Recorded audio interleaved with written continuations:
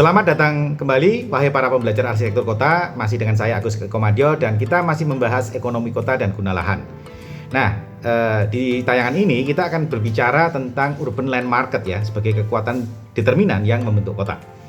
Selayaknya peribahasa, ada gula ada semut. Ya, di mana ada uang, disitulah kegiatan kota terkonsentrasi dan disitulah kota akan sangat padat oleh bangunan. Mau tahu lebih lanjut? Kita simak tayangannya. Saya mengulang kembali apa yang ditegaskan oleh Aldo Rossi di akhir bukunya The Architecture of the City, yaitu The Evolution of Urban Artifact. Ada dua statement ya. The city as a field of application for urban forces, economics. Yang kedua adalah politics as choice. Nah, ini kira-kira ya penjelasannya ya. Dan kaitannya dengan urban land market ya. Bahwa pembangunan kota terutama digerakkan oleh kekuatan ekonomi dan kekuatan politik berperan memilih arah dan prioritas yang mana untuk pengembangan ekonomi tersebut. Jadi politik kota menentukan wilayah mana yang akan dikembangkan dan menjadi pusat ekonomi. Ini masalah prioritas ya. Politik yang menentukan prioritasnya mana. Dan kombinasi ekonomi politik inilah yang menciptakan pasar lahan perkotaan ya. Contoh ya, Jakarta gitu kan. Karena pusat ekonomi maka pusat politik pun ada di Jakarta ya, di kota Jakarta itu. Lalu misalnya tiba-tiba ada keputusan politik untuk memindahkan ibu kota baru dari Jakarta ke kota lain ya. Dan ternyata di kota lain itu di daerah misalnya Kalimantan, harga lahan langsung naik di situ karena ada keputusan politik, maka urban land market naik. Ekonomi bergerak ya. Jadi mutual ya, ekonomi politik itu mutual ya. Bisa politik dulu, bisa ekonomi politik dulu, itu tidak terlalu penting mana yang dulu. Lalu misalnya pembangunan jalan tol dan kota-kota baru di Jabodetabek ya. Karena Jakarta sebagai kekuatan ibu kota, lalu investasi jalan tol mana itu politik karena itu kan investasi ya.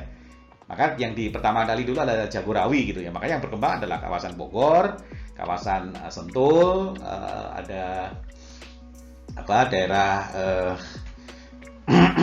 Cibubur.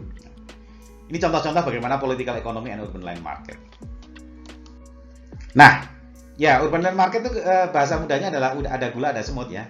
Ketika sebuah lahan itu bisa di-trade, bisa diperjualbelikan sebagai komoditas, maka disitulah pasar lahan jadi ada ya.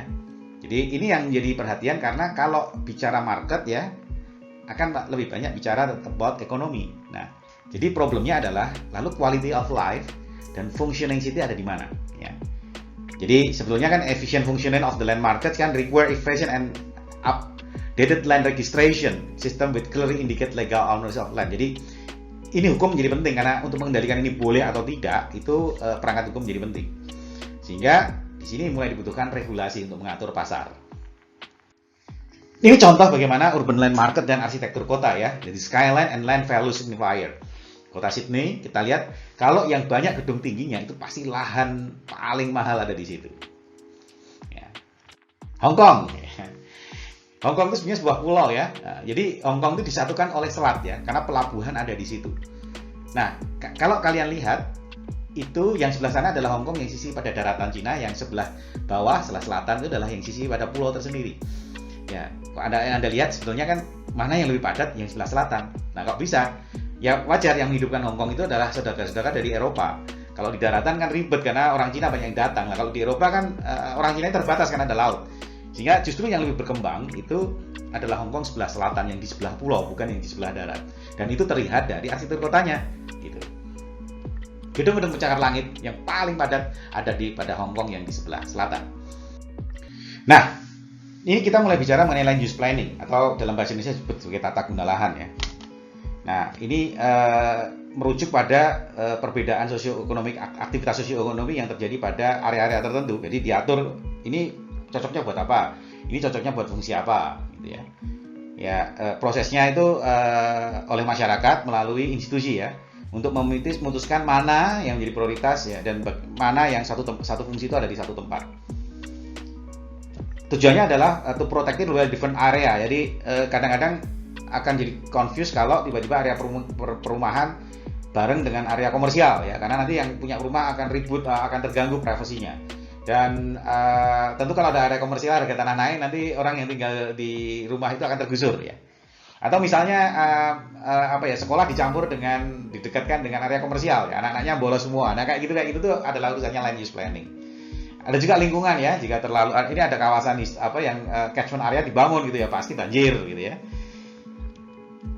Nah, itu misalnya yang diatur adalah plot area ya, mana yang boleh dibangun dan tidak, land consume or surface ratio, jadi mana yang boleh dibangun dan berapa jumlah yang boleh dibangun atau tidak, intensitas, ketinggian bangunan itu, atau densitas ya, jumlah berapa yang boleh dibangun, itu adalah bagian yang diatur dalam land use planning.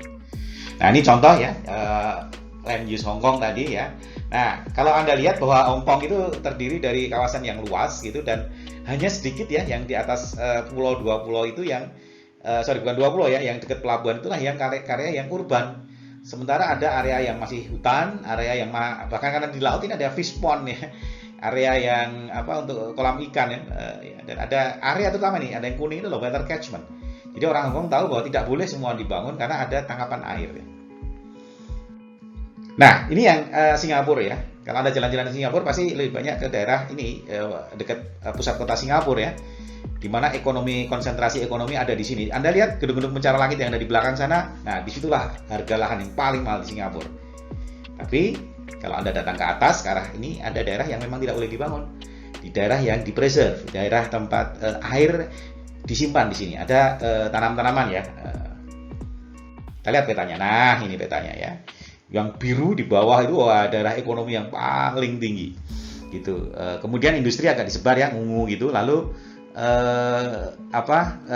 daerah perumahan agak ke pinggir ya, yang warna coklat pink gitu, dan Singapura masih menyisakan beberapa area hijau karena mereka tahu ini adalah catchment, ini adalah daerah untuk area-area untuk mensuplai air bersih, mensuplai air ya, supaya kalau coba bayangkan kalau semua dijual gitu jadi perumahan atau komersial, wah airnya dapat dari mana gitu ya, hijaunya dapat dari mana.